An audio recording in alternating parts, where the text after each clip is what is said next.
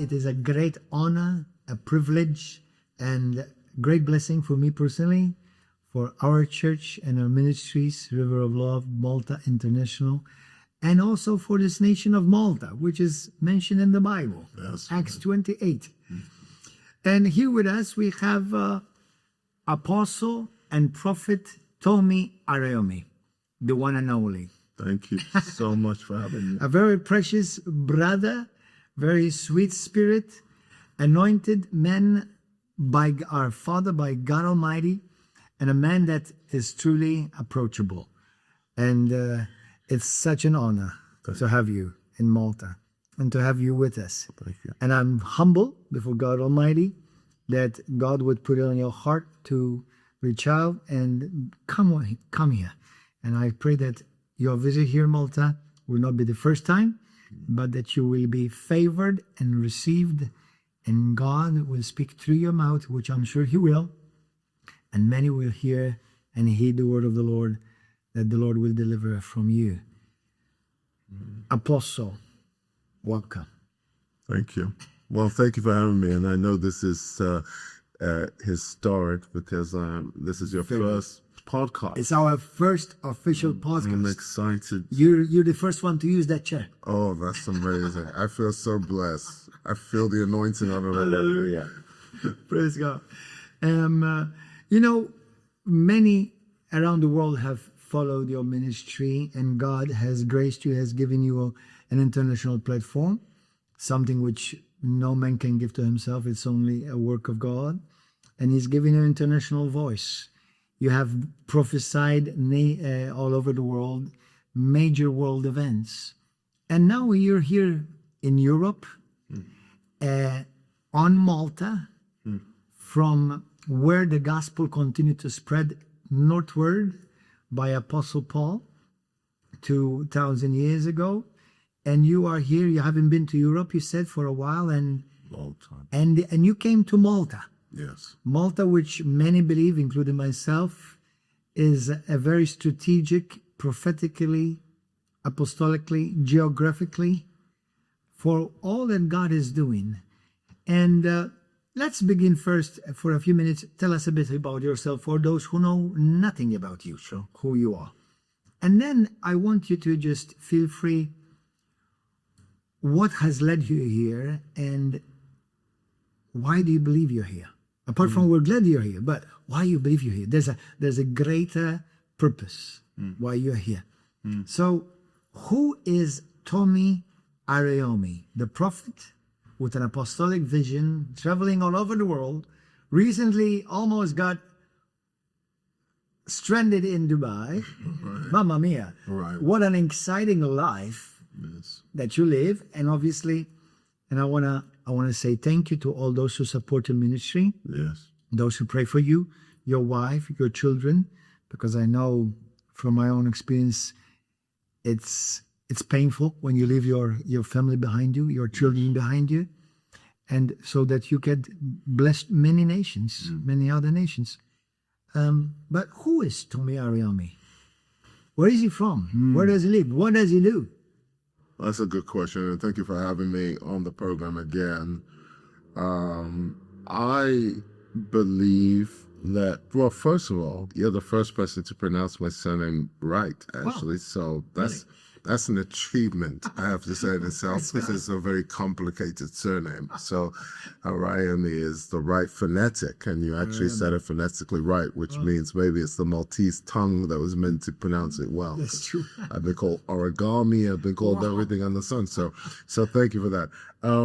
I was raised a Catholic, have a Catholic name. Oh, I'll debut it here for the first time. wow, really? Sylvester. Wow.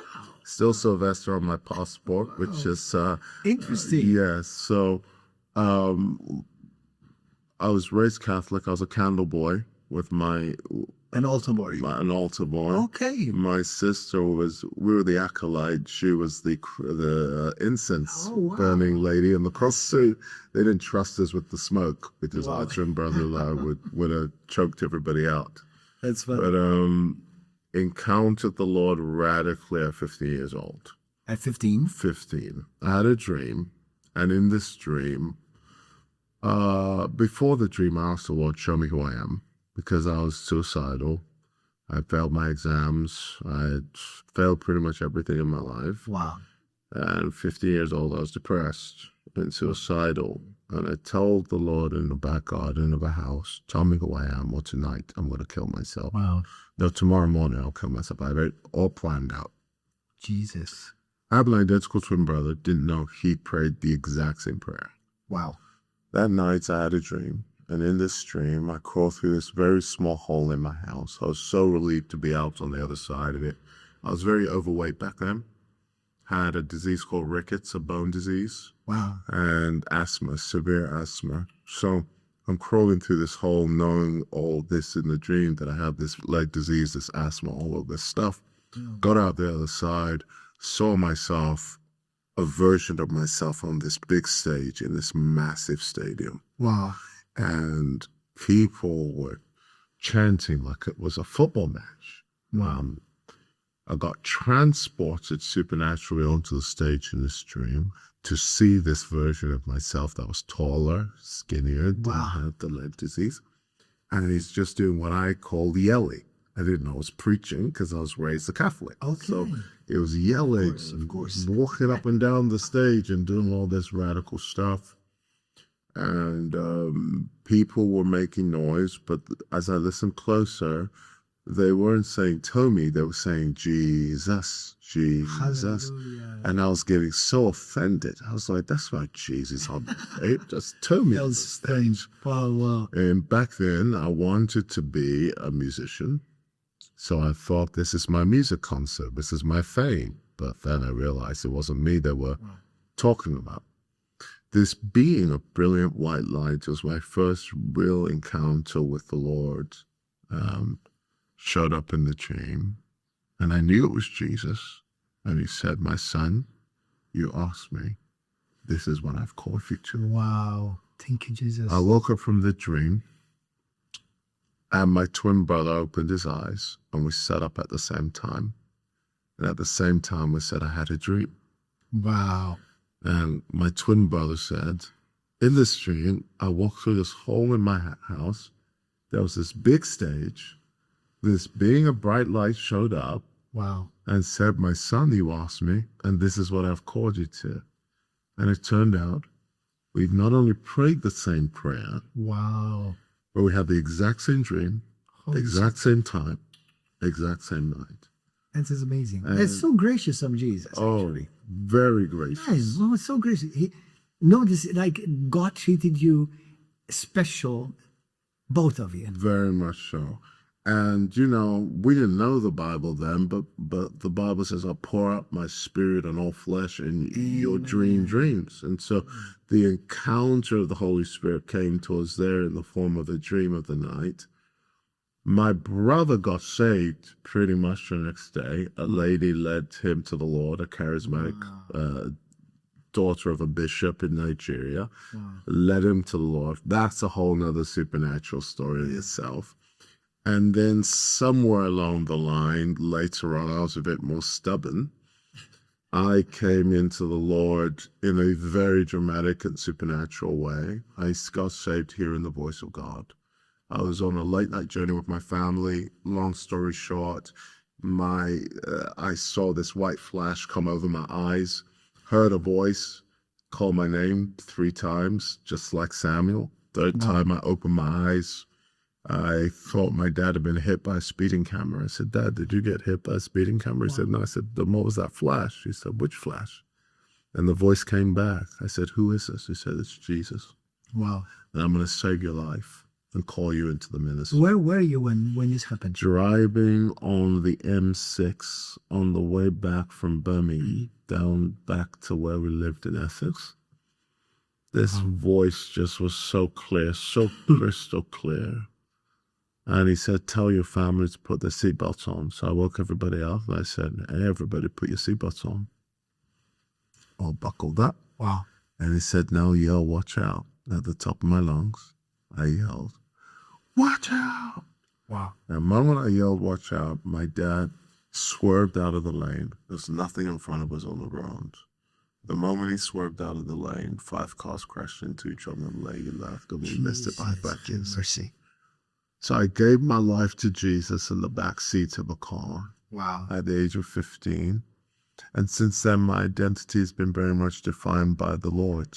From 15, I've never walked away. I've never left. Thank you, Jesus. I've always served the Lord from that day. That's beautiful. That is awesome. And you've been in the UK since then, or you've obviously I lived in the UK all my life. All- I grew up in the UK, all the way from Scotland. I used to have a Scottish accent. Really? You don't want to get a black male with a Scottish accent. That's what different. Moved all the way down from Scotland, devolved down to Boston, then south, and finally we ended up in Essex. And, we were just radically saved, 15, transformed, and we didn't know anything else but Jesus and prayer. Wow. And serving the Lord. Did you end up going to church, and you found some good discipleship and some Yes. people who helped you along the way? Well, we went to some nice churches. My parents didn't know what to do with these, radical twins that had just got saved. Wow. So we left Catholic Church because Yes, of it course. just I understand. wasn't the mold anymore. Went to a very nice Anglican church, Okay. which is kind of post-Catholic in a way. A lot of similarities. I mean, And we kind of got almost ejected out of there because miracles were breaking out and healings were happening in those days. We were 16 years old, on fire, never read the Bible. Nobody told us not to preach. We only preached because God didn't tell us not to. No, we weren't wise. And so we go around praying for sick people and seeing them healed. And I read the Bible when I was about 17, 18 years old. Didn't know there was a Bible because in the Catholic Church we have math books, so we didn't use the Bible. Read the Bible when I was 18, and it changed my life. of course. Opening That's what changed my life too. changed my world. I was also Roman Catholic, and it's when I had an encounter with the Word that my life Yes. changed. Yes. And when you had that experience, and God started using you early on your walk with God, as you were saying, right? Yes. And whom do you think in that moment, whom did God use to impact your life and maybe to help you launch you to where you are today? Interesting question. I would say my mother was always a praying woman, Really first of all. interesting. My mother was raised in a charismatic church. It was my dad that led us into Catholic faith. All right. So my mother and my grandma were charismatics, spirit-filled, praying people. My mom got her impartation to pray for my grandmother. Wow. And so they'd always pray for us. We didn't have any preacher influences. I didn't know what God TV was. I didn't know what TBN was. Wow. Those channels weren't popular in the UK. All right. So it was very much Holy Spirit, just Holy Jesus. Spirit and the Bible. That's amazing. And I thank God for it, actually, because sometimes you it's become so theologically apt that it becomes a barrier to the Spirit of God. True. So I thank God for those early days, spiritual experiences where we'd experience prophetic visions. We didn't know what it was. We'd have words of knowledge. We didn't call them words of knowledge. We didn't know what they were until we read the Bible and we had a grid for it. Amen. But it was when I was 18, 19 years old, I was studying law at University of Hertfordshire. And the Lord told me that I'm a prophet, and I laughed. And I said, prophets are in the Old Testament. Well, there are no prophets, which is what I was raised to believe. Same over here. Charismatic church. And so anybody who called themselves a prophet had a mental illness as well as Or a false prophet. or a false prophet. Of course. Call yourself a prophet. So I went through a season where the Lord started to visit me. And I couldn't tell anybody because in England then, of course, you were crazy. You were loony bin. And I was a pastor now. By this time, I was ordained. I was working in a church. This is all in England. This is all in England. We had planted 16 churches. I was under a denomination. I was serving as what they call the National Secretariat and studying law. I was the most respected in our church. And so now God shows up and says, It's interesting from failing grades in the school, you go to study law. Yes. Man, wow. And that's another testimony all by itself, supernatural testimony. So I'm studying law, Harvard University, hearing the voice of God tell me I'm a prophet. I told my leaders, of course, God's called me as a prophet, and they were not excited with the news. In fact, I became next Sunday's sermon. All right. The title was, There's No Such Thing as Prophets. Oh, my. And so I went through this huge rejection moment with the church, with myself, with the arrogance, the part of me that felt arrogant for even assuming I was such a thing. But yet the contradiction was God would speak to me about people and nations, and I became like Jeremiah. The depression was holding back the voice of God. I got so depressed holding God back that I decided to release him, not because of anything other than I just didn't want to carry this. You know, you said you were rejected. Yes. It seems like it's a common occurrence in the body of Christ, Yes. including in the world, of course. But one of the things that I recently learned, not that I didn't know before, but it seems like it became a highlight in my spirit. It's like what God has marked, the church rejects. Many of the people that we admire, that we learn from, that we glean from, that God used to change nations, spark mass movements of the Holy Spirit, many times they were rejected. Absolutely. And it's while they were alive. That's sad. Yes. That's sad. Very sad. Is it? I guess it's part of God's schooling. So before I glorify you, I crucify you. I like that. Wow. Wow. So and it's true, because obviously we know of past men and women of God, how persecuted they have been and rejected, called all kinds of names, falsely accused. And then it seems like, okay, you rejected him, I'm going to fuck him more. Yes, absolutely. It's amazing. And you look at that, and that's what Jesus says. If you're mine, they'll hate you. If you're mine, they'll persecute you. If you're mine, you'll know it. The sad thing is when the church persecutes you. Well, that's the they, right? The they. But then you have to also recognize that, I mean, would you persecute you? That was a question I asked myself that healed me. If I saw me coming up saying, "Oh, I'm here to give prophecies and release the word of the Lord," would I if Jesus was alive in my day, I asked myself these hard questions. Would I kill that man if I was a devout Jew? And I see this man, eating with unwashed hands, entering the house. I mean, the man who prophesied Jesus was John the Baptist. Yes. And even he came to a point where he said, "Is he the one? Or should we wait?" Because he's violating every principle a good old Jewish boy was taught. Man. You shouldn't enter the house of a Gentile. He's saying, "Take me to the Roman centurion's house." Wow. You shouldn't let an unclean woman touch you. Wow. She touched the hem of his garment. You shouldn't be close to lepers. He's touching and cleansing lepers. Prostitutes are unclean. They're entering the house, and the house of bishops. So he's giving them all the good reasons to be persecuted.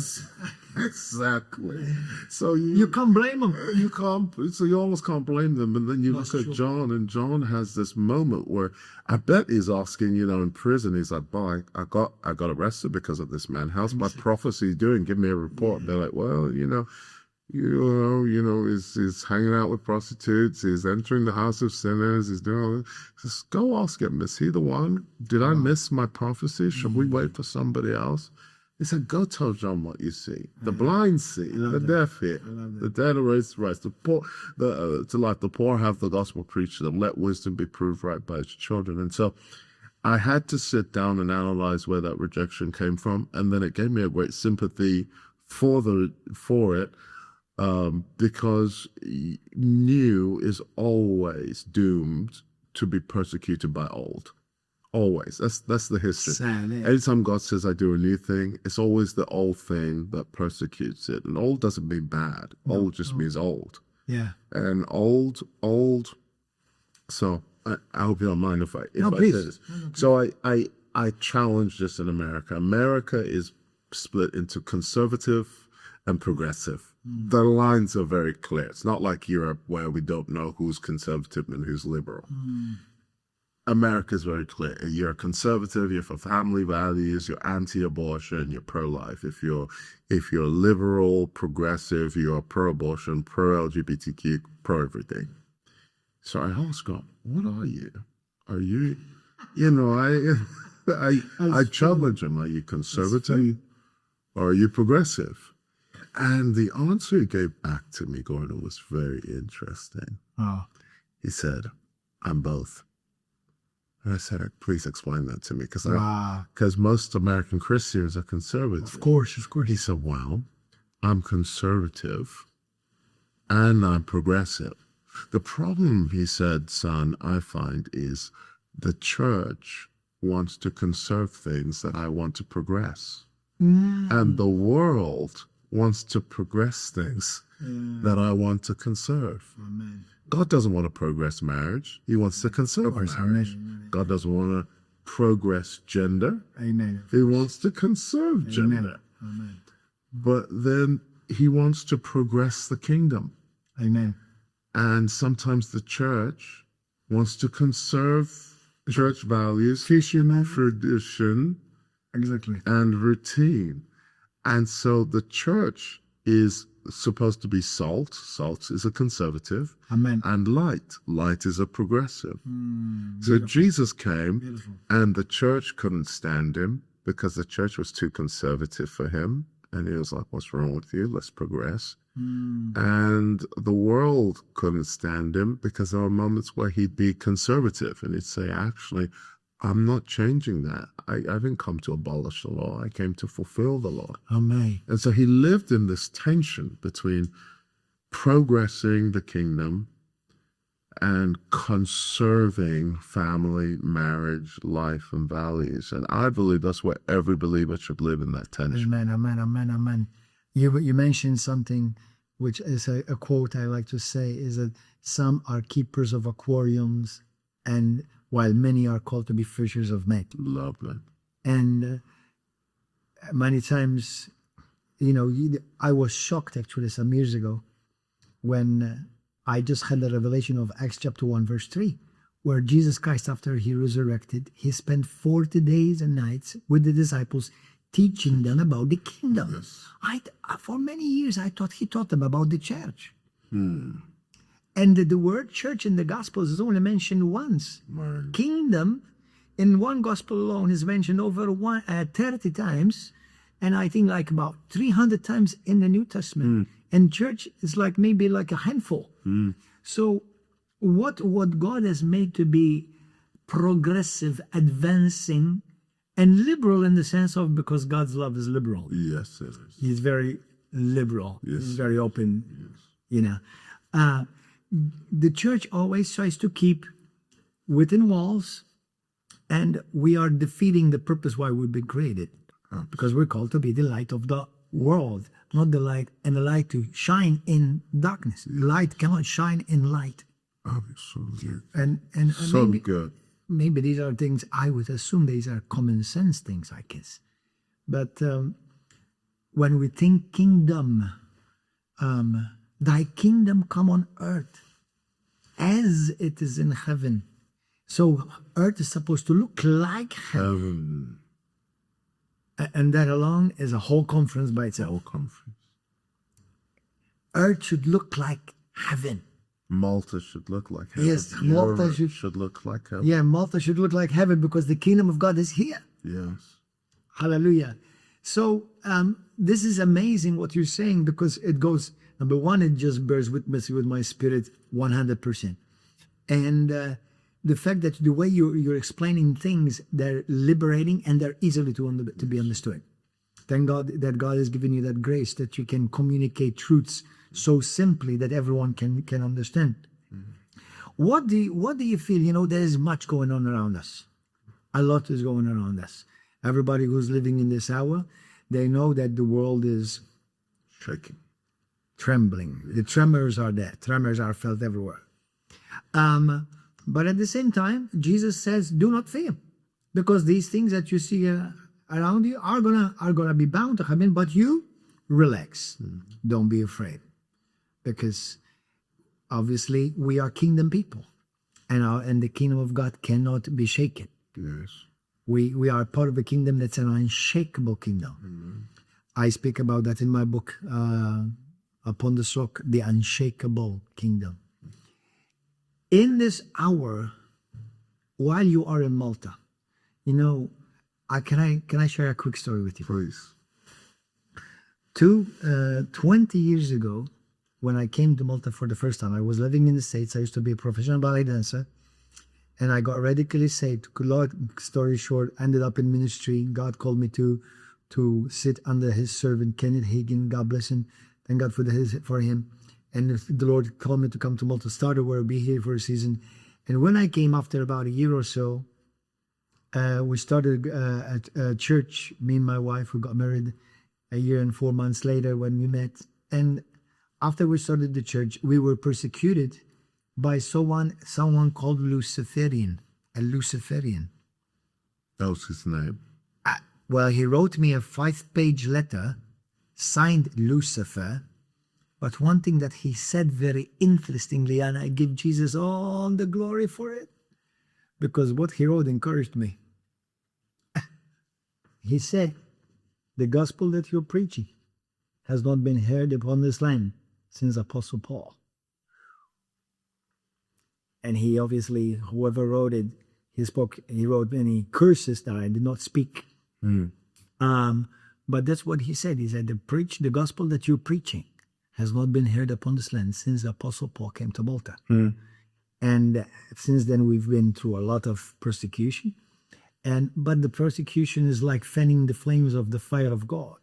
So that's how God always used persecution from the outside to expand the church even more. Yes.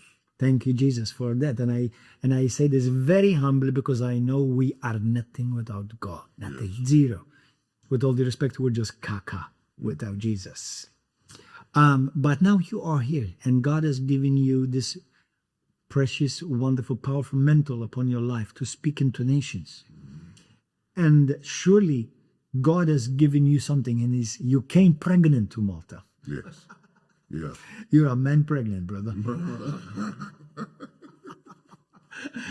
So what's the word that the Lord would want to speak into Malta in this hour? Or would want the Maltese to hear? And there are many nations in this country too. Yes. But it's like in the Bible. Malta, interestingly, many people don't realize this, but actually after Paul was persecuted and kicked out of every city that he went, when he came to Malta, he was received. He was received. And that is something that Maltese should be very grateful for, very proud of. Although I don't like to say the word proud of, very grateful. We should not take that for granted. Absolutely. And I believe that even though Malta has a lot of things that it needs to be corrected in and put in line in, but I do believe that there is a grace and a favor of God upon our land. But I want you to speak, because they can hear me anytime. I want you to speak.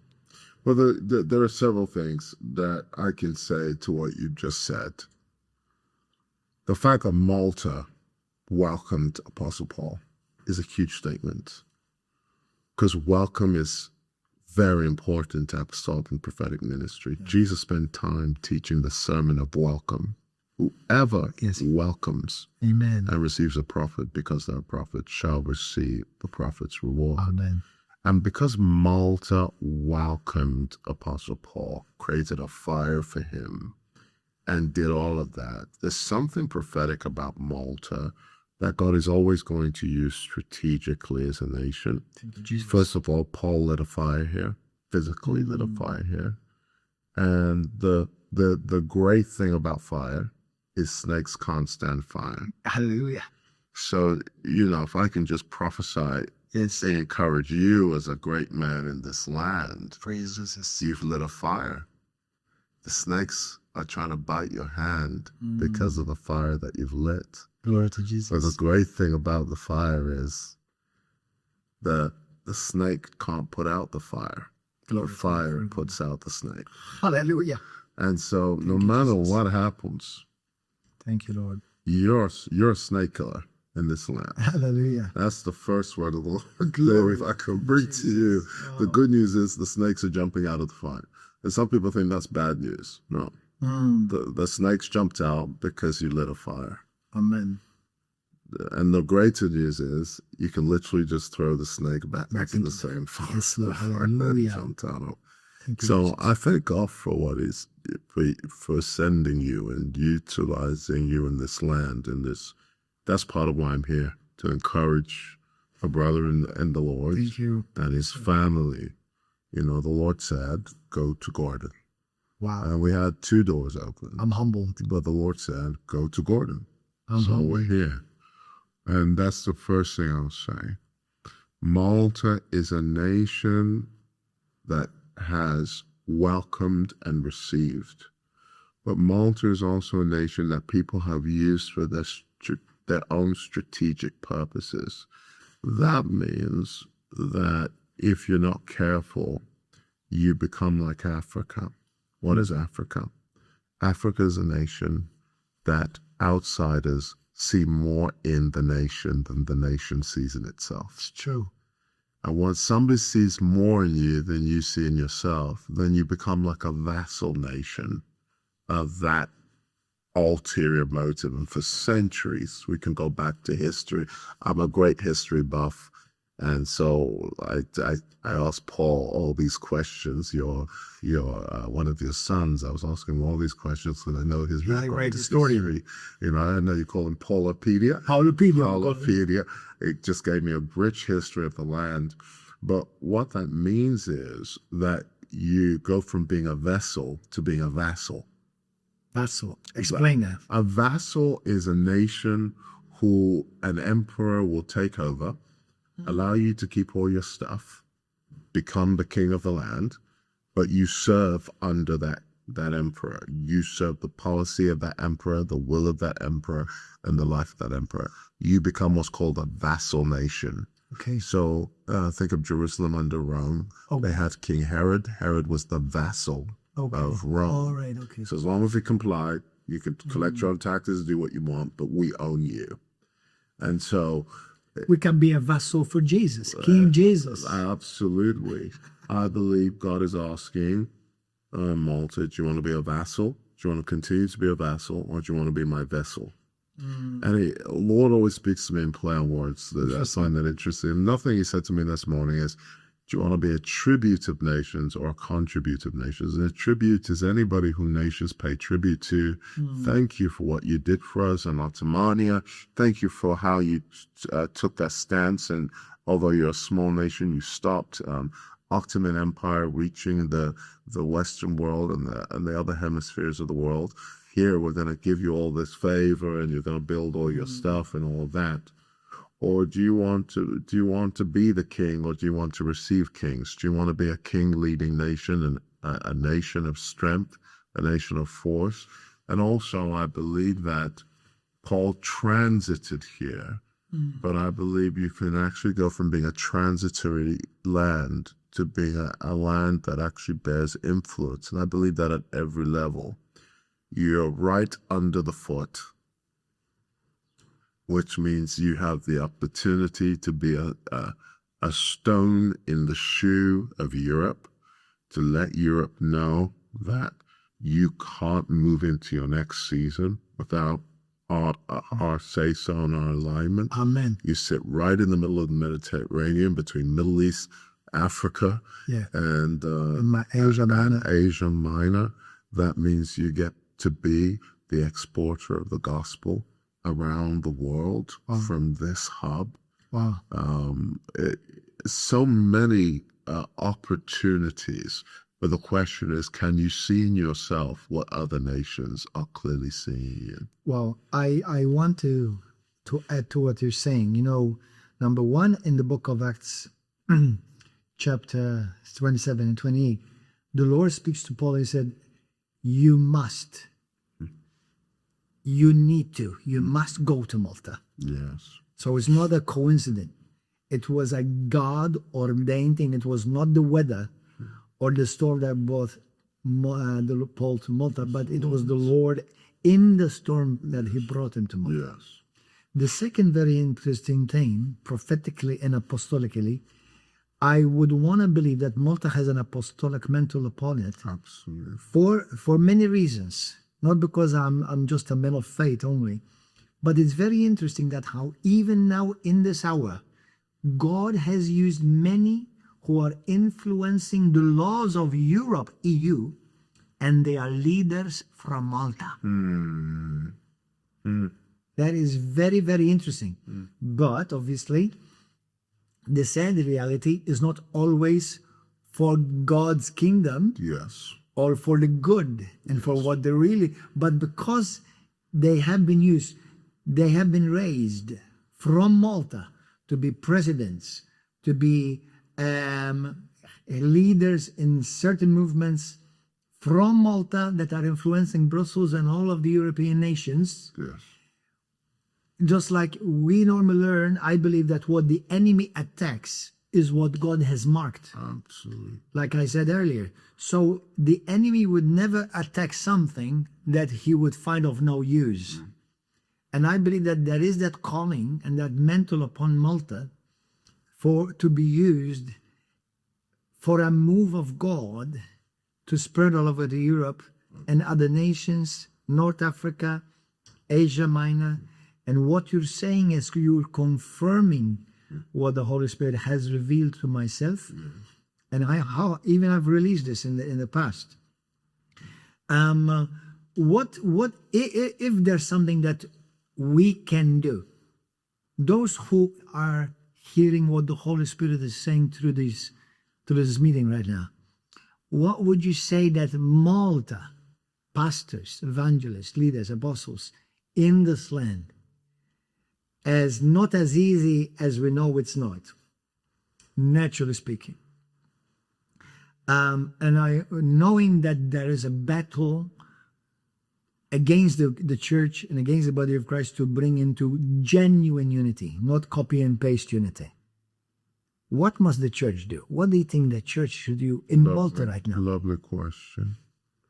Number one, defend the faith. Defend the word of God. Number two, go to Rome. And I'm saying that prophetically. That's a prophetic statement. The seat. Yes, exactly. Exactly. The place where something was meant to be birthed through Apostle Paul metastasized into something else. And actually, prophetically, the word Catholic is a very good word. Yes. I say I'm Catholic, actually, many times. I'm Catholic. I'm Catholic too. Oh, brother. I'm telling you. I say I'm Catholic many times. I'm like, I'm a Catholic. Yeah, me too. The original Catholics were bishops that were true to the word of the apostles. That's what a Catholic was. Amen. When it became Roman Catholic, It's a it different started to change. Exactly. And so Malta is strategically positioned to finish Paul's mission. Amen. I believe the Pauline mantle still rests here. The I must go to Rome still is a mantle of the Malta bridge. So Malta is the bridge to Rome. Malta is the bridge through Rome, which reaches out. Now we're saying Rome spiritually, right? We're talking about spiritual No, Rome. literally Rome in Yes, Italy, right? we are talking spiritual Rome, but I'm also talking to a degree that prophetically, I believe God is opening up Italy supernaturally at a governmental level as well. Very nice. So. I believe there's something about Italy, the present president, the connection here to Malta that's going to open up a highway for a new realm of the gospel. Yes, Lord. And it's going to So come good. from here. It's going to go to Italy. There's going to be so many ships. This female president, she's a key. I like her. I personally like her. She's a key, and so Malta is strategically positioned to influence. And I think that if at a governmental level, there's going to be a strategic forging of relationship that's going to shift things So be it in Jesus' in name. such a great way. And, you know, I know we're speaking sort of airy stuff, but there's so much to this land, small as it is, yet one of the most impactful regions. So many nations, so many countries have tried to conquer and take Malta. Absolutely. So because it has significance. Absolutely. And you only know the power of something when you know how That is one. exactly How that is one. So it's like you know, it's like Nazareth. Can anything good come out of Nazareth? Amen, A amen. small place, and yet it had less casualties during the Ottoman Empire War than the Ottomanians had. They suffered such a great loss due to this tiny small island that held the fort, became a fort for the nation. So that's the inheritance. You're a fort nation, you're a strategic stronghold. You know, the Lord has his hand on the place, but also what that means is, and you know, I'm gonna say this, I believe that this region cannot come into its next full season without going through the Ezekiel's prophecy. Can these dry bones live? God, you see, the Catholic faith is bones.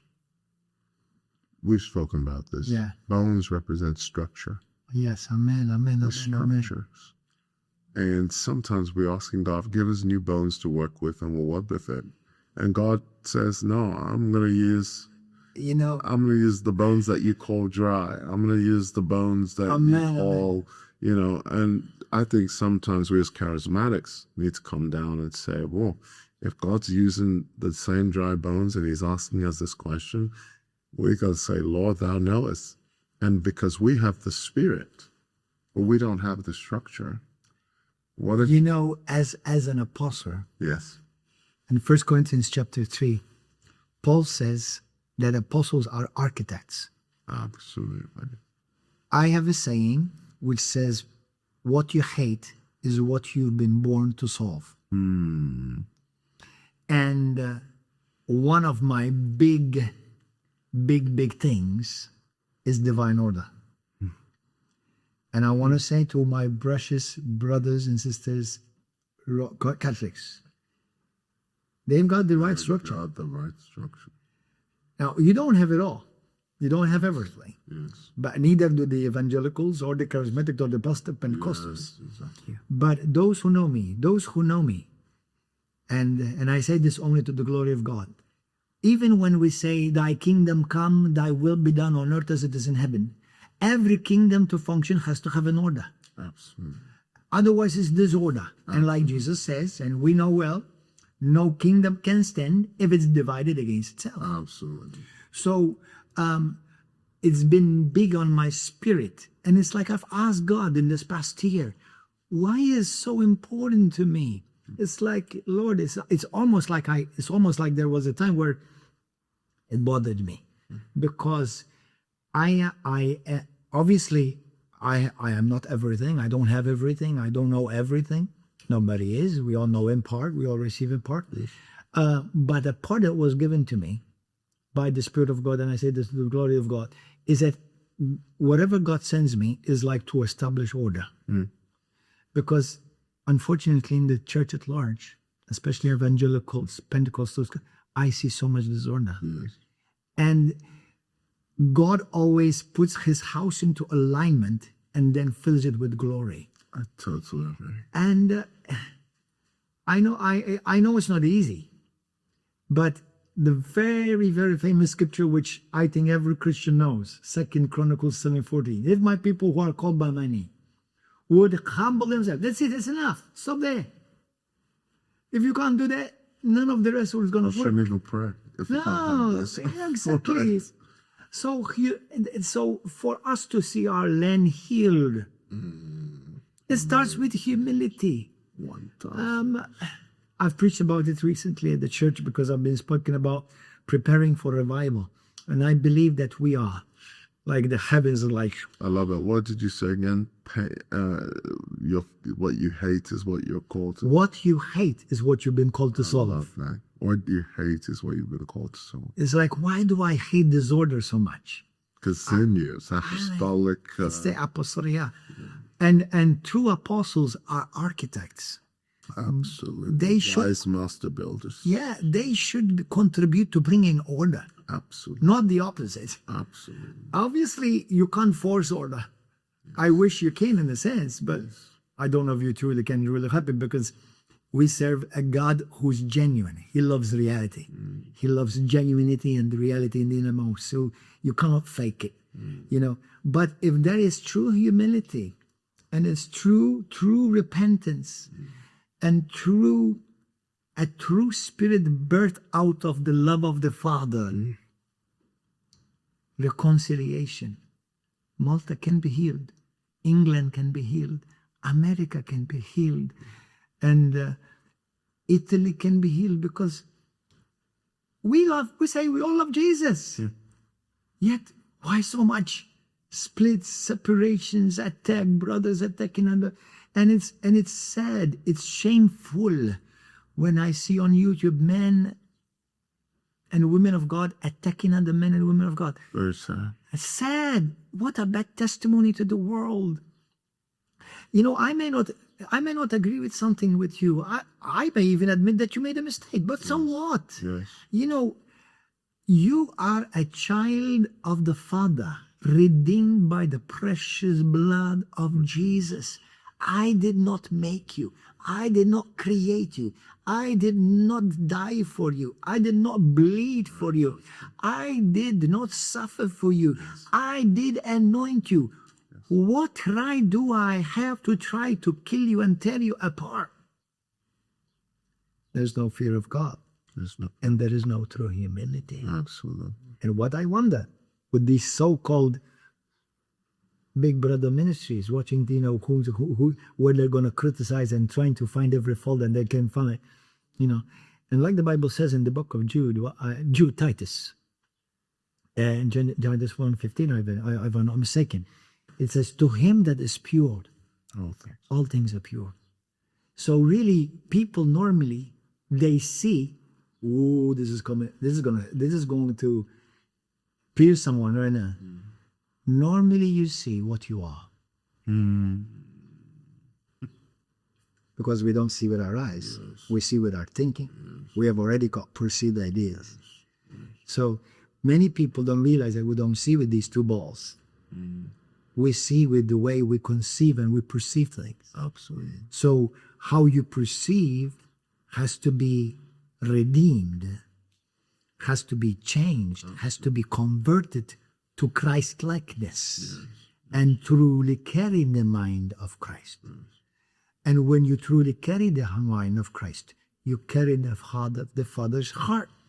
And even if I disagree with you, I will never try to tear you apart because you're a child of my Father. But to get to that place that you got to, it's an operating system. You know, my iPhone has an operating system. Samsung has an operating system. You'd be shocked. I know a property mogul, and he's called a property mogul by the news. They call it because he owns properties galore. I know him in the UK. Very wealthy man, has a huge property portfolio. He came to meet me in London, where I've just flown back from. And he said, do you know why most churches in the UK find it hard to find a building? It's a very known fact. Can barely find a church building in the UK. There are plenty of church buildings. Plenty of Empty. buildings. I said, why? He said, most people don't know this, but there's a property mafia, church property mafia. Wow. And they're not Christians. They own the properties, and most of them, he said, are Muslims or Jews. Oh, wow. I found this fascinating. Wow. So I said to him, what? He goes, yes, they know that churches will pay millions of dollars for church properties, so they buy them all up, and then either they loan them out because they make more money renting it out for extortionate prices, or they sell them. So they're literally cattle farming congregants and pastors to build their own bottom line. Wow. And so I say this because you've developed over years of discipleship, sitting under great teachers and developing yourself, an operating system through which you want the church to just wake up and get. Because if the church can just get it, and it's simply what you said, it's alignment. It's nothing more than just Divine alignment. divine alignment. And once they get it, oh my goodness, it's like what Apostle Paul said, then there'll be resurrection from the dead. It's just, and all it is tip, tip, and the heavens. That's awakening. It's a awakening will happen, right? That's revival. But the frustrating thing is, we as Christians, the reason it works with the Jews, the reason it works with the Muslims is because they have a shared operating system. Muslims build in community, they build cooperatives. Jews do the same thing. In Golders Green in the UK, they live together. They don't go to synagogue together, they live together. So there's a Muslim community, there is a Jewish community, but there's hardly a Christian community. You hardly hear, we Christians have decided that we're going to live together, do life together, not just do Sunday together. So we do Sunday together, but we don't do life together. And the danger of that is we have big church, small koinonia. And koinonia is the operating system through which wealth transferred to the church in Acts 2, through which resource sharing was a... We're supposed to be lending to the nations, not going to the nations and lend. Absolutely. But it's the operating system that's broken. And what you're talking about, that's your pain, is your OS. You know, Paul came to Corinth, and they were the most gifted church, and the most gifted church is the most scandalous church. Those as charismatics are just littered with scandals. Lord. You don't find as many scandals in the Baptists or the teaching ministries. You find these scandals in apostolic prophetic ministries. Many reasons for that. I think one of the reasons is because we're so busy having encounters, we don't study the Word of God. I think that's one of the big reasons.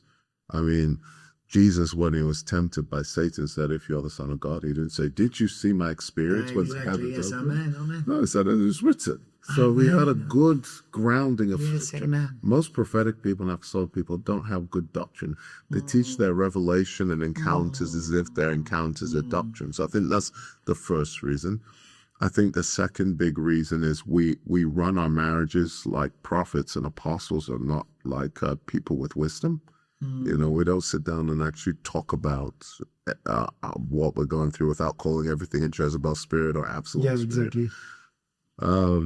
But Paul came to that church and he didn't dismiss the prophets. He didn't shut down their voice. He did what you're talking about, order. He's like, order. Hey, two of you should prophesy. Even when he sent his son Titus is to set in order, to set the church in order. It wasn't to shut it down, cancel it. It was to create the order through which the Spirit could flow. And you know, I've spoken about this. The Catholics have that operating system. They have it down. They've worked it out. So when Ezekiel comes to these valleys, he asks God, you know, and I believe Malta's in that same position. Why? Because you're an island that embraces nations from Africa, nations from Asia, nations from Europe, Semitic nations. I mean, you are primed to be the next Pentecost. What was Pentecost? Pentecost was God's waiting for... I received this as a prophetic word. No, because I have been sensing in my spirit, and it's been prophesied of this nation by other men and women of God, but I've been sensing is like this apostolic and this prophetic and a revival coming out of Malta. And if anyone can receive this, believe it and grab it. It's a prime nation, and it's primed for it. It's so primed for it that you ask yourself this question: why do you have this obsession with order? Because if the conditions, the Lord told me one day when I read Acts 2, you know where it says, and suddenly the Spirit of God does a mighty work for me. The Lord said these words to me. He said, son, as suddenly as suddenly sounds, suddenlies are predictable. Amen. And I said, what do you mean? He said, you can predict when my spirit is going to fall. You said the Very atmosphere, right? predictable. As long as the atmosphere is right. What was the atmosphere? The atmosphere of Acts 2 is the same atmosphere as Genesis 11 with Amen. the people were one. They were in one place, That's it. in one accord. Amen. And suddenly. Bravo. So once those conditions are met, think about God-fearing men from every nation. That means every culture. God doesn't want Pentecost to be black or white or Hispanic. He doesn't want a white church. He doesn't want a black church. He wants every nation gathered. What other nation has every nation in it in Europe? Quite like Malta has it, this small island that has almost every nation there here. You have Nigerians here, Ghanaians here, Arabs here, Semitics here. You have every nation here. If you have every nation here, imagine what would happen if every nation decided to be a one language, one. Glory to God forevermore. The Holy Spirit who's been waiting is just brooding over the face That's of what I feel. That's what I feel. That's the same thing I feel. You know, I recently, I've been doing a series on revival. I'm preparing for revival. And there's a difference between an awakening and a revival. You awake the ones who have fallen asleep. You revive those who are dead. Yes. Wow. But one of the things that I spoke even while I was recently, 5 months ago or 6 ago, I was in a revival conference in Cyprus. And this word of the Lord came to me and I spoke about it. And but one of the things that I said, it just kind of shocked me at the same time, is that one of the unfortunate problems in the body of Christ is everybody is right. Everybody's right. I agree with you. Everybody's right. In a Roman Catholic structure, you mentioned other religions and systems, is that they look up. You see, the thing is, we normally, not we, but at least many, in my experience, is that they get fed, they get brought up, and then they think that just because they leave, and some need to leave, but you leave the house, you never leave the family. It's just like when I got married, I left my mom and dad, but I didn't leave my family. Oh, absolutely. I still honored them. I still loved them. Absolutely. I know they're not perfect, and certain things I wouldn't do with my own children, but they're still my mom and daddy. Yes. And if I reject them, I have no inheritance. Absolutely. Because inheritance come only to sons and daughters, not to orphans and slaves. If I reject them, I no longer have a legacy. So now we have orphans everywhere on pulpits. Running orphanages.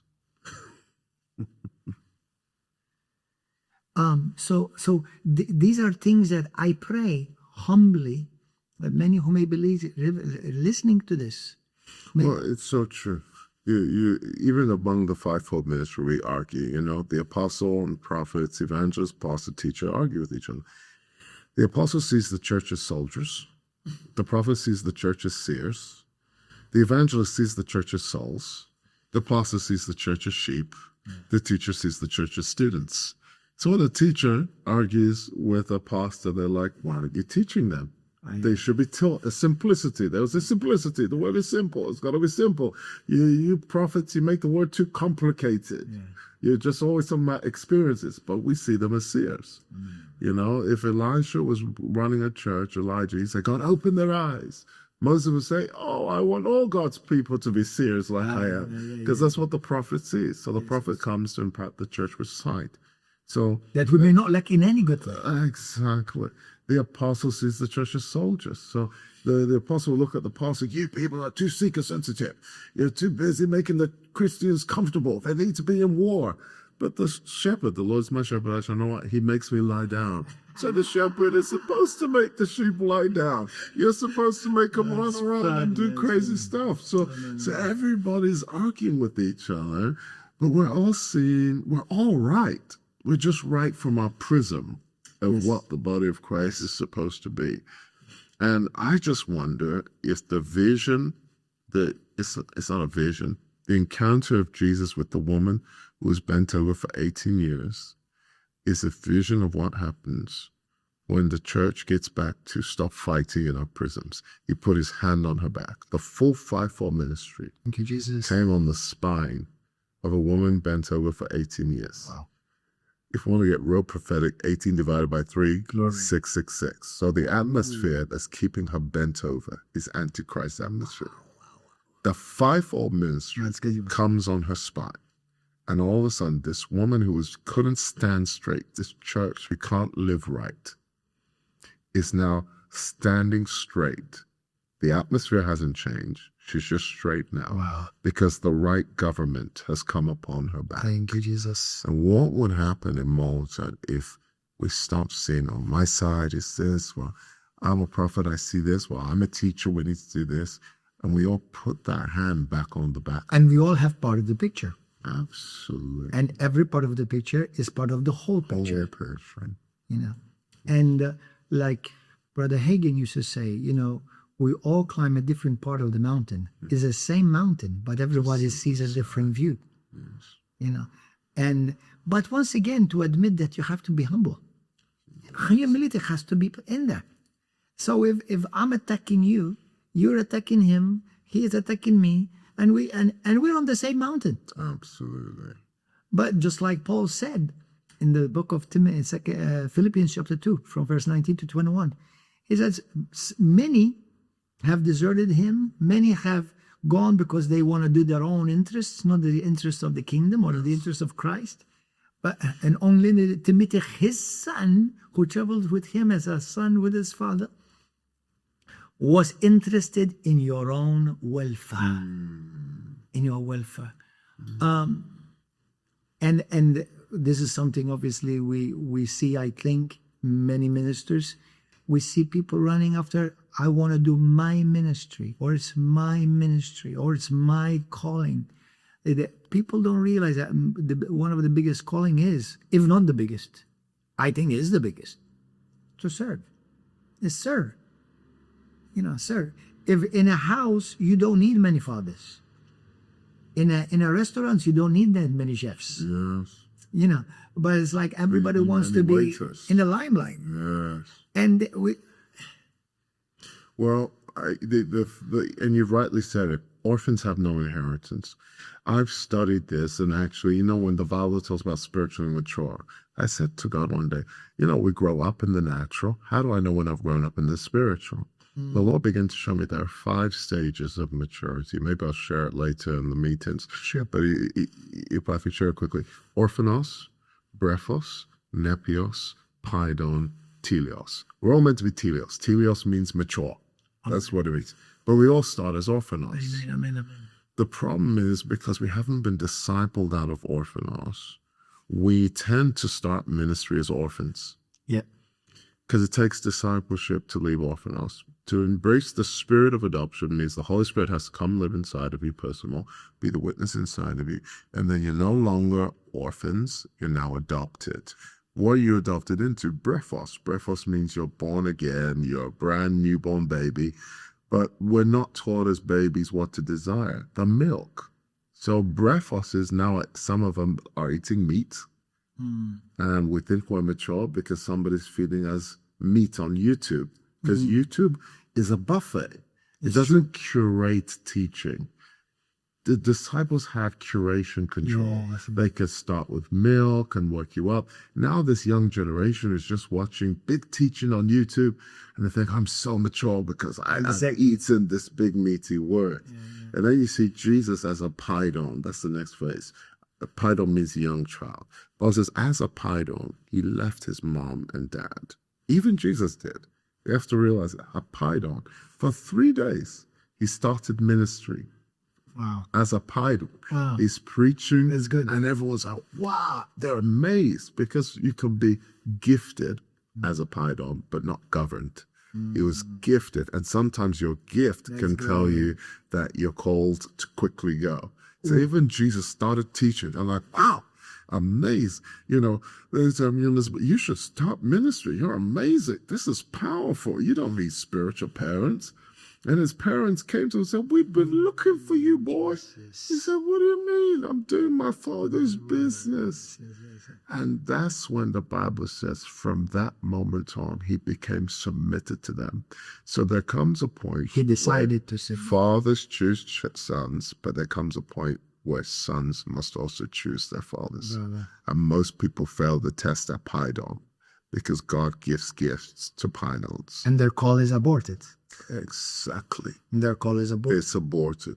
Still gifted, just not governed, not sent, no government on your life. And Moses was gifted. Moses didn't want to live with his own people. I believe as a spiritual Pidon, he just went and said, I'm going to start ministry today. He went and killed somebody, buried him in the sand. And somebody says, well, God led him in the wilderness 40 years because he was purifying him from the murder. God killed way more Egyptians than the one he killed. That's not it. The difference was this time he was sent. Wow. Bravo. Most people went, but they weren't sent. Some are sent and many just went. Yes, we have wenters and sent. Yeah, those who just went because they assumed because they were gifted that the gift was a sign that they How powerful this is. and that's the danger of the gift. Powerful. Because God said, hey, Jeremiah, before I formed you, I ordained you. So you're gifted, but just because you're gifted doesn't mean you're governed. And that's the danger of this generation. Talent has become an override. Yeah, exactly. And we were raised in a generation where titles were towels. When God gives you a title, he's giving you a towel. Yeah. This generation, when God gives you a title, he's entitling you. It's like now for a platform. Now it's a platform. It's not a place to serve, it's a place to rule. And so I believe that as you carry this obsession of order, which I also carry, by the way, I think it's our duty to curating it, and the danger is we're working in an age where curation is gone. And by curation, I mean baby school, middle school, adult school, university. Paul said, hey, let's go back to elementary school here. In YouTube, you're just in university. Everybody's in university. You skipped primary school. You're just in university. If you had to speak a word of admonition, encouragement, direction, and maybe, because I'm sure people who are going to be watching this, and they're watching it right now, and the Holy Spirit is speaking to many hearts right now and dealing with many attitudes and hearts and thought patterns. And the Holy Spirit is, I believe right now, the Holy Spirit will fall upon everyone who is watching and hearing. May God give you at least one ear to hear what the Spirit of God is saying in this hour, especially if you love the church, if you love Jesus, and you are someone who desires to see unity and revival. What would you tell that man, that woman, if any one of them would be in that stage where they're gifted, but they're not governing because they were just went and were not properly and apostolically sent? Yes. What would you say to them? Because if I would be there, it's like, wow, man, he's talking about me right now. It's like, what's next? What should I do then? I mean, what do I do? Humble yourself. That's it. That's Humble it. yourself. Wait, that's so difficult. Return to your Father's house. And know that, there are pure men in this earth. I believe you're one of them. Pure men never say, I told you so. Pure men say, welcome home. Amen. Pure men say, welcome home. Like the father with the prodigal son. I release you because I'm not a controller. Amen. And when you're ready to come back, I'll welcome you back with open arms. Amen. What I would challenge is, growing up, I used to watch the Addams Family. Me too. Okay. There's this hand on the Addams Family, Olga thing. The Yes. He does well as the thing. He's his own thing. He's actually called the thing, which is another derivative of a freak. Wow. Right? It's a freak. Most Christians are like the thing. They're just hands without a body. Ooh. Efficient but not effective. Efficient but not effective. They're moving around, and because God's gifts are without repentance, Amen. they're still going to be gifted.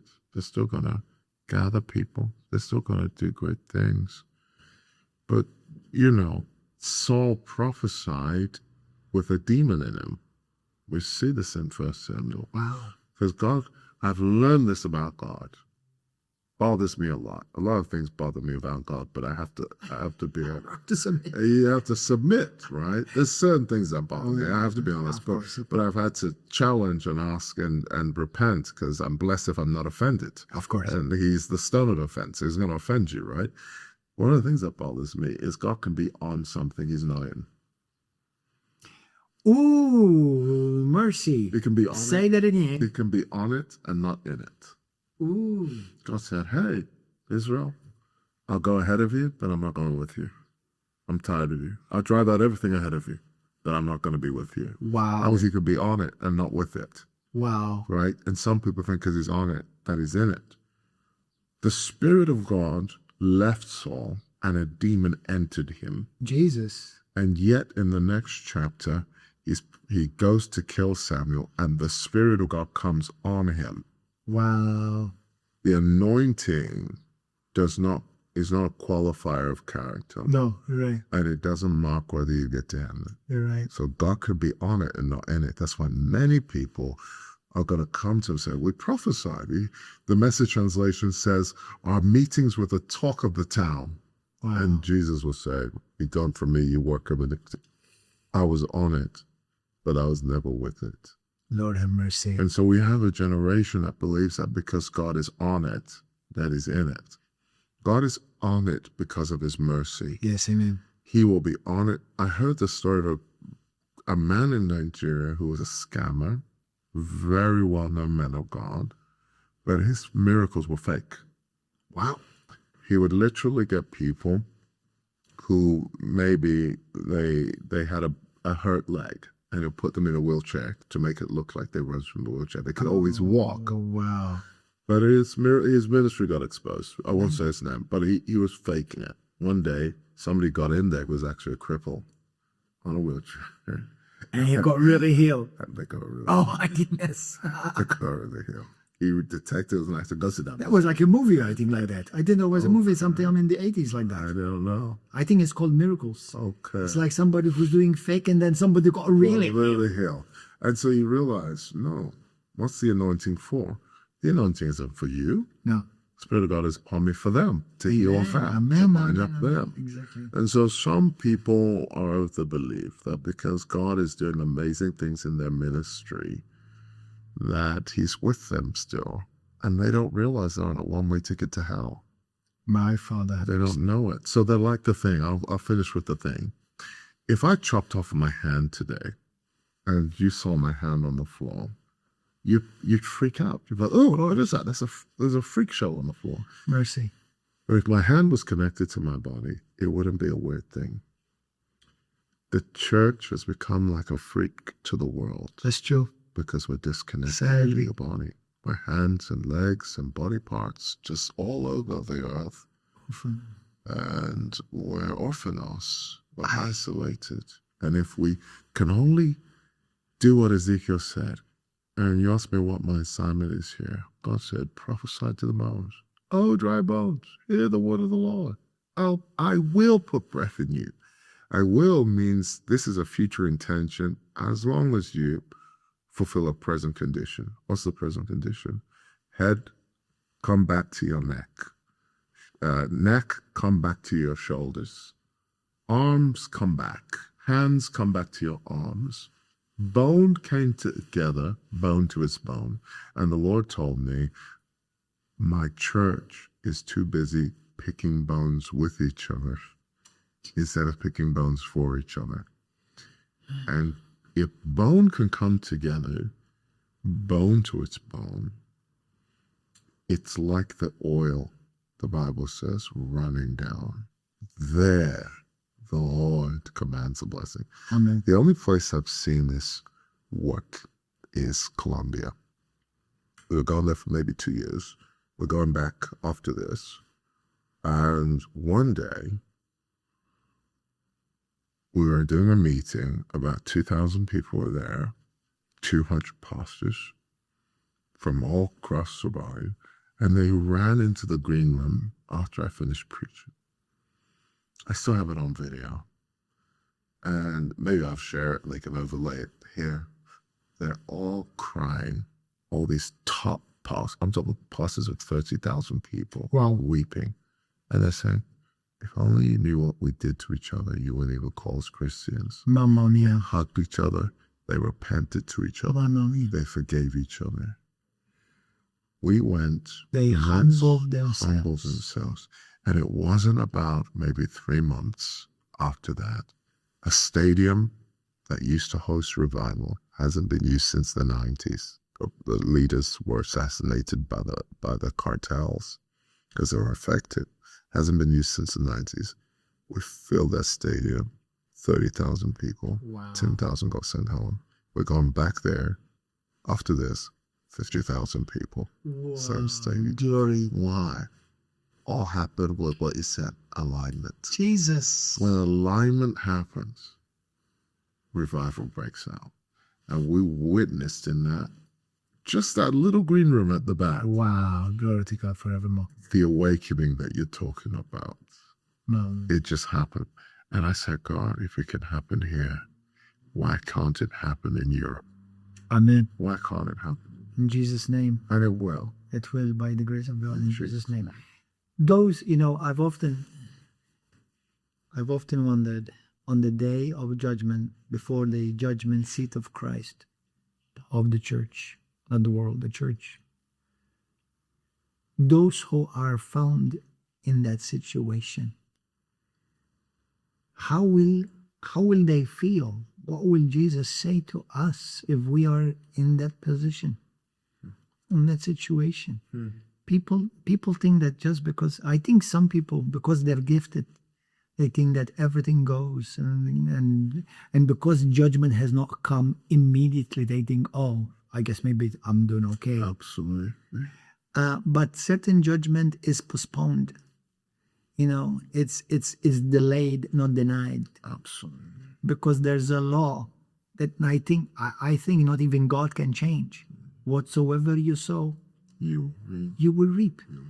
And we've all made mistakes. However, how humble have we been? How humble have I been that if I made a mistake, I corrected it. And I went to that person, to that brother, to that sister. I'm sorry, forgive me. I hurt you. It's like this I spoke about it recently in our church as well, this fake forgiveness. I forgive you, but. Yes. I forgive him, but I don't want to see him. Yes. I forgive her, or I forgive them, and men, but I don't want to. And I know it's painful. Yes. It's painful. And I sometimes wonder, it's like, man, Lord, this must be painful to you. Because if we're arguing, whom do you love the most from us? Do you love me more than him? Do you love him more than me? Yes. If I am against him, does it mean you are against him too? Yes. If he's against me, does it mean God is against me too? Yes. It's like what you said, ask God. Are you liberal or you conservative? Yes, exactly. It's like he loves us all. He loves us all, especially if we're called sons and daughters. Yes. So who's going to support one against the other? Absolutely. This is a mess. Absolutely. And I've said to Jesus several times, forgive me, Lord. I said, Lord, your bride is in a mess. Yeah. I said, and I'm part of that bride, and obviously I've done my mistakes too. But I don't think anyone can claim that none of us have done some caboodle somewhere or other. But that's where the love of the Father comes in. Yes.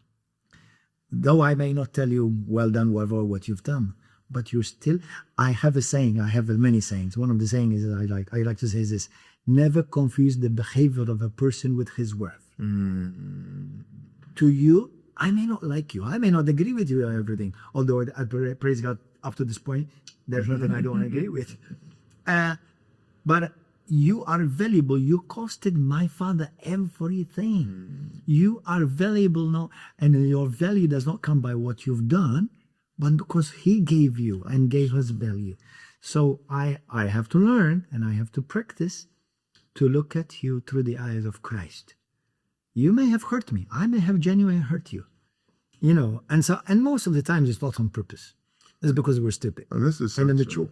such an important conversation, actually.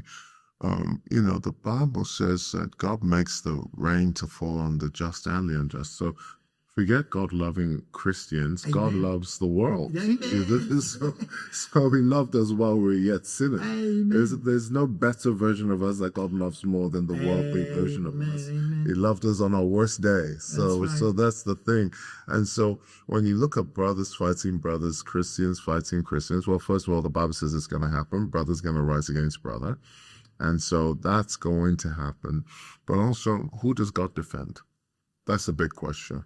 And it's another point that I've asked God about, And then you realize what He says in that. He says, you want to prove you're my children? He says, you want to prove? He says, okay. Just like I make the rain fall on the field of God doesn't withhold rain from the LGBT because they're LGBT. Amen. Doesn't withhold rain from the Muslim because they're Muslim. Amen. God pours rain on everybody. Just Amen. wicked, He makes it rain. And so it's like, okay, you two make it rain. Can you love them Amen. that hate you, that persecute you, Amen. misuse you? Can you bless them that revile you? One translation says, and exclude you from their meetings.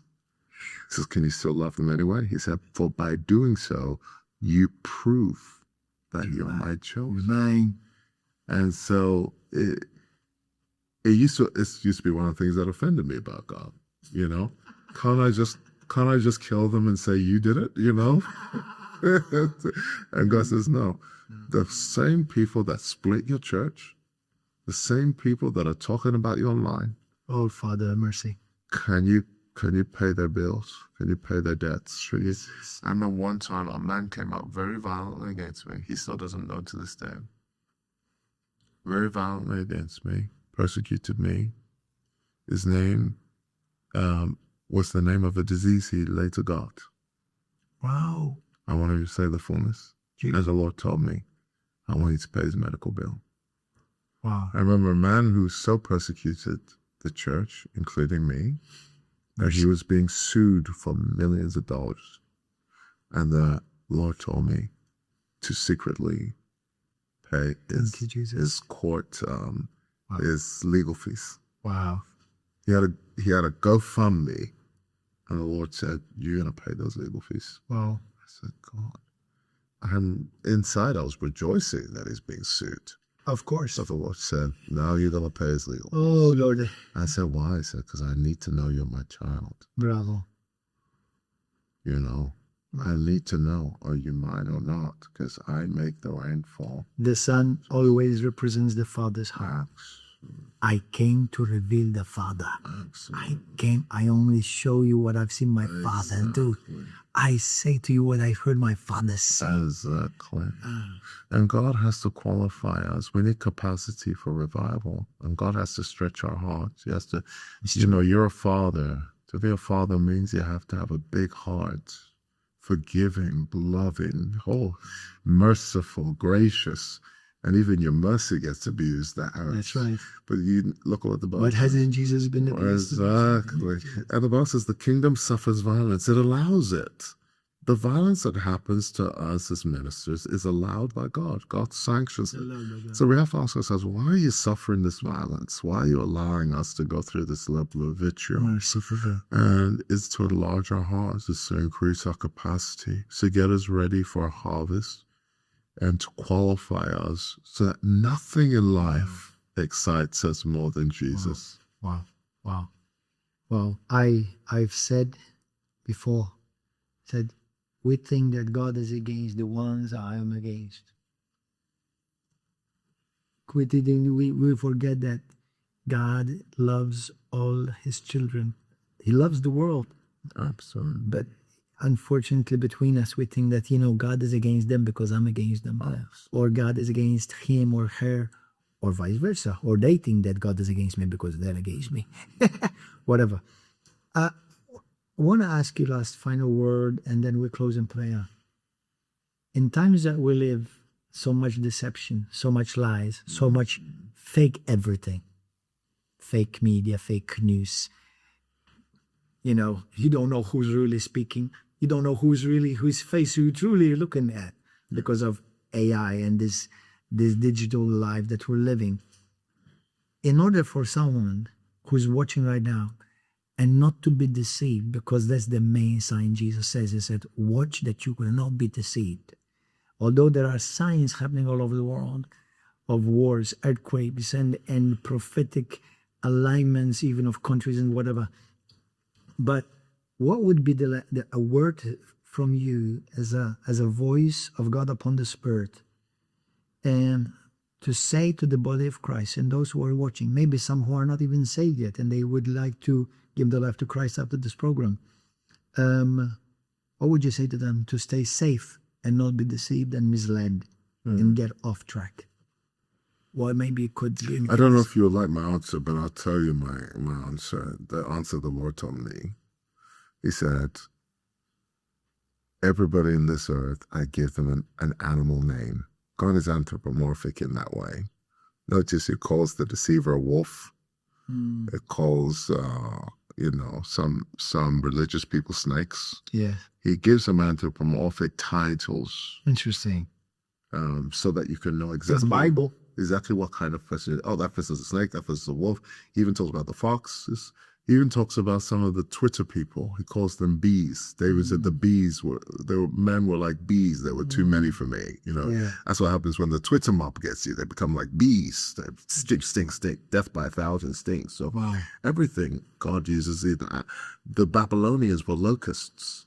You know, I don't know if I live in America, in Texas. The locust swarm is horrible when you see it. It's the most disgusting thing. I hate creeper crawlers. So when you see millions of locusts flying towards you, thank God you're in your car. It's very terrifying. And so you just got, and the noise they make is like, whoa, that's horrible. Anyway, then it's like, okay, God, what are we?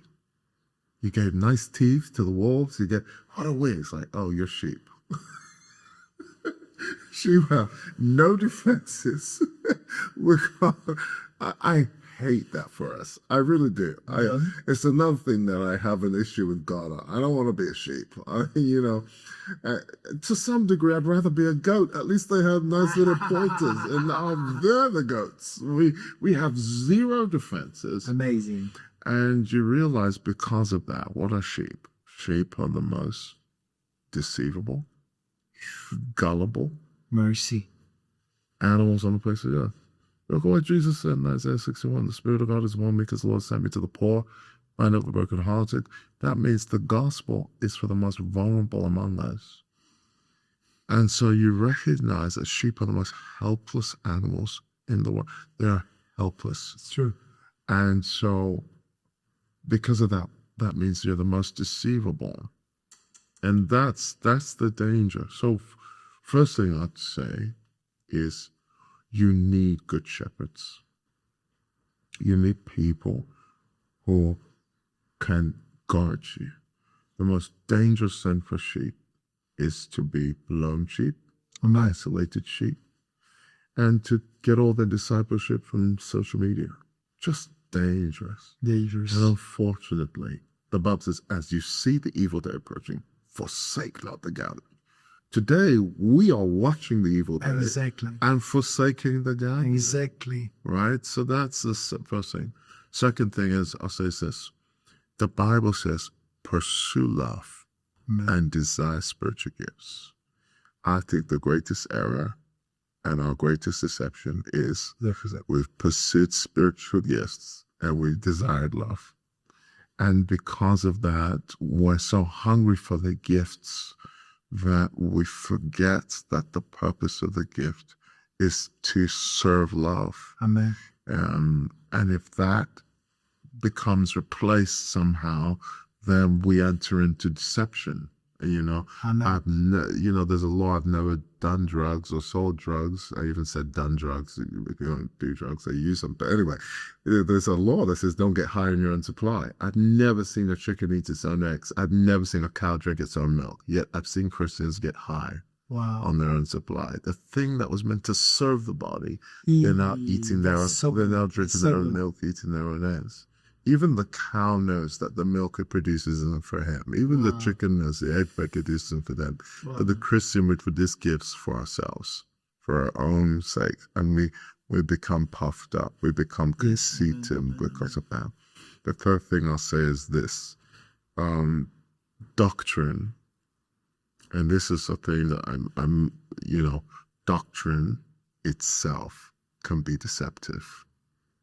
And that's a part that people struggle with. Doctrine by itself could be deceptive. What does that mean?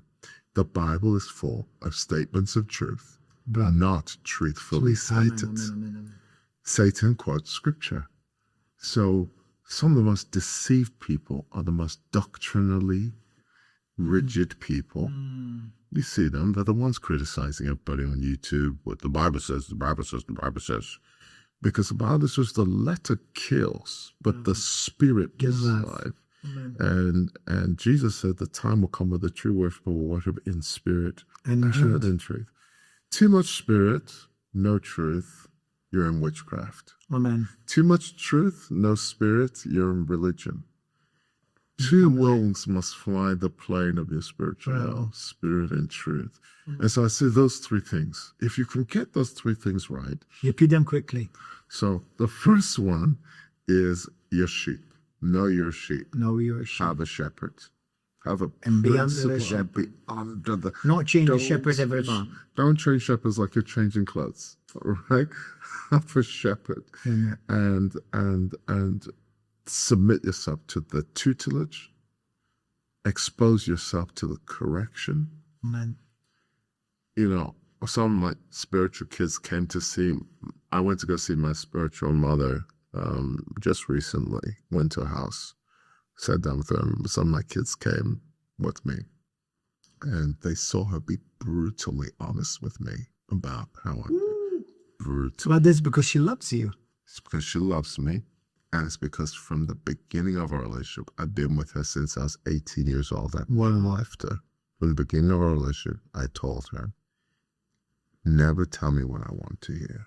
Bravo. Only tell me the truth, even if I don't like it. So she kept her promise. Brutal. If you ask how I'm doing from everybody watching outside in, you're doing really well. If she tells you how you're doing, she'll say, well, everybody likes you. Are you sure you're taking enough risks? You sure you're not getting too safe? I mean, that is what's kept me. David said, let a righteous man strike me.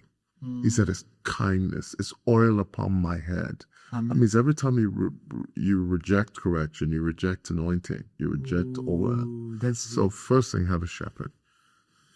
Second thing, if I remember, was have a shepherd.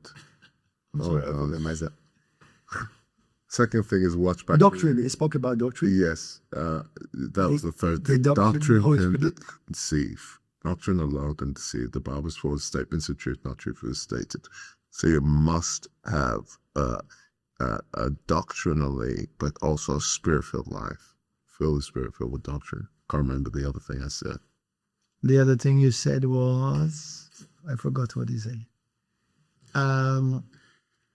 Shepherd, sheep, doctrine, and the Holy Spirit. I forgot it. I'm sorry. It's there. Watch back the video. That's the third thing. Watch the video and find out. For those who are watching, and we shared some things that obviously doesn't always make Christianity look very attractive.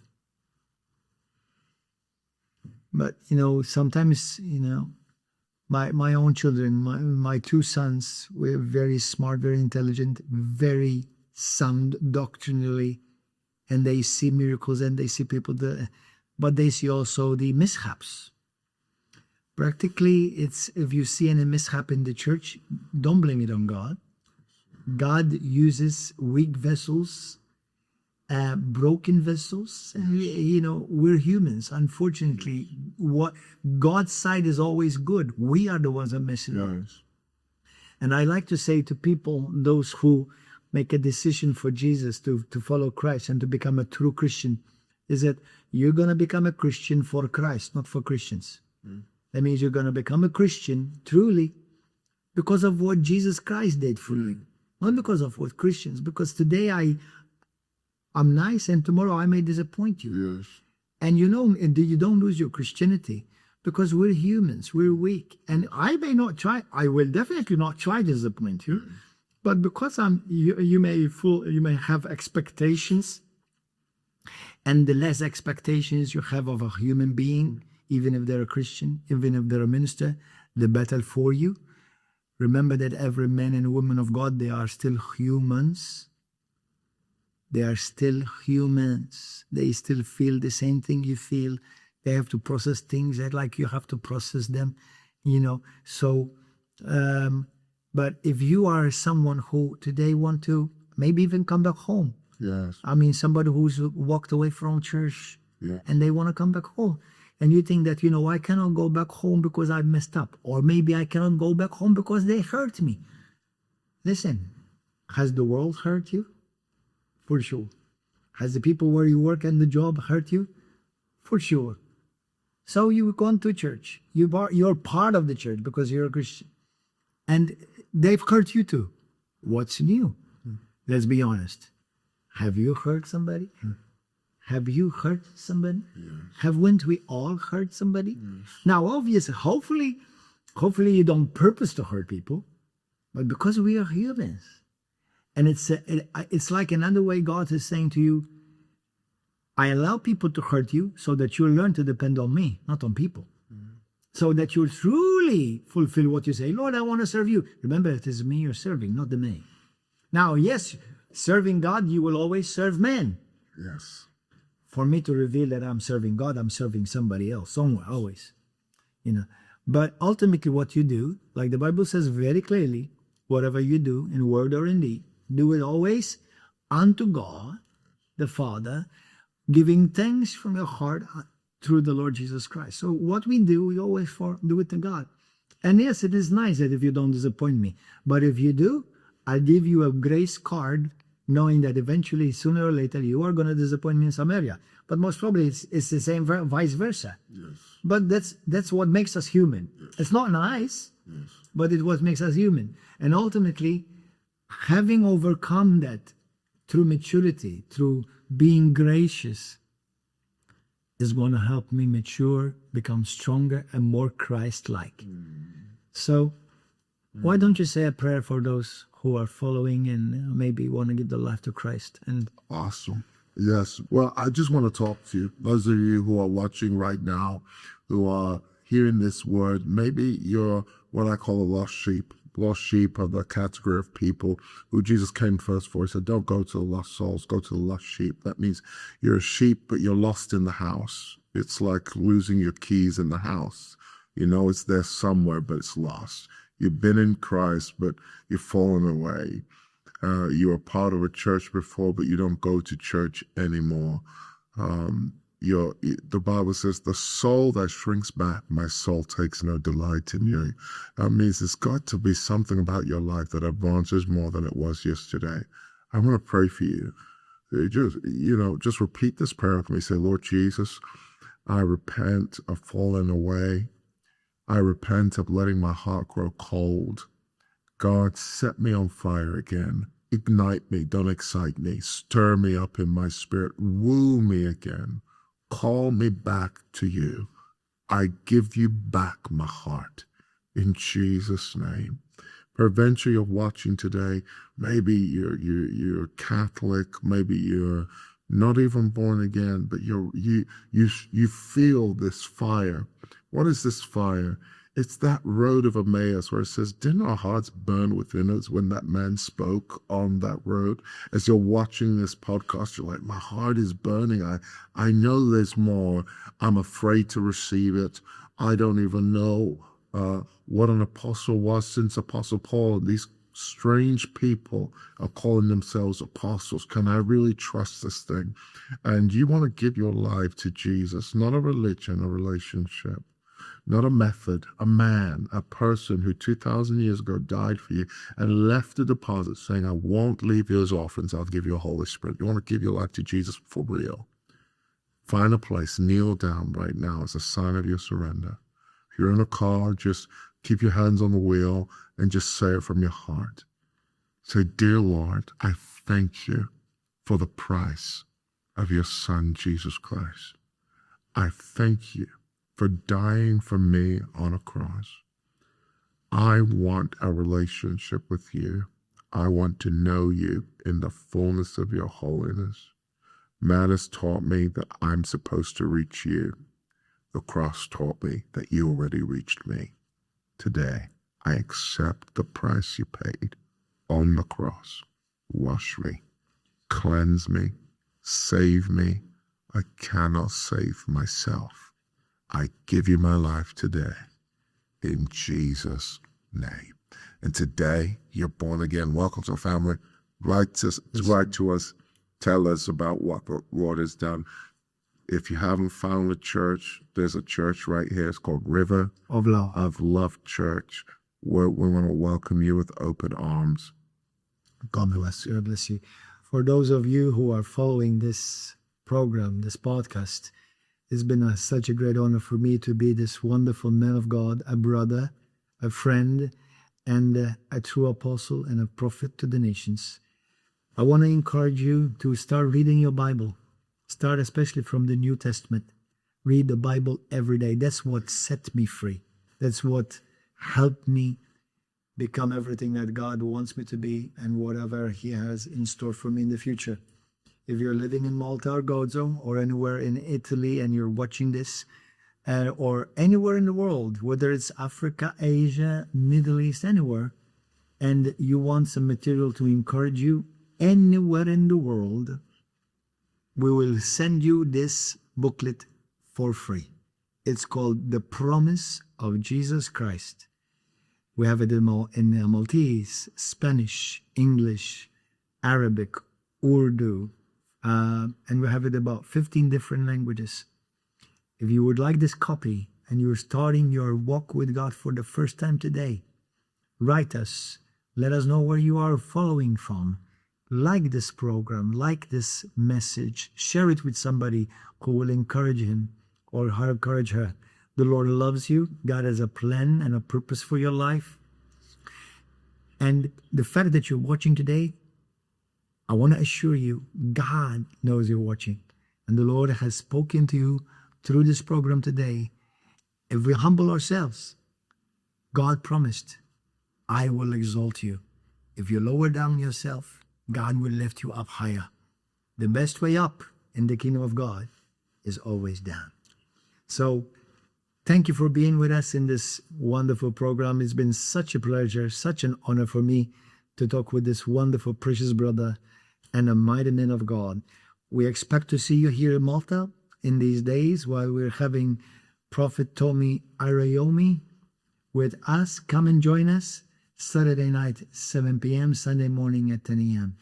For those of you who may be following at any other times, we meet every Wednesday and Saturday, 7 p.m., Sunday morning at 10 a.m., also in Gozo, also in different parts of Italy, but we have many churches. We are part of a great network of wonderful churches like ours, and that we can encourage you to go and be part somewhere where you will fulfill God's purpose and destiny over your life. Thank you for being with us. Thank you, brother, friend, and mighty man of God, Prophet Tomi Arayomi. Thank you so much for Tomi Arayomi. Perfect. God bless you. God bless you. God bless you. Drop.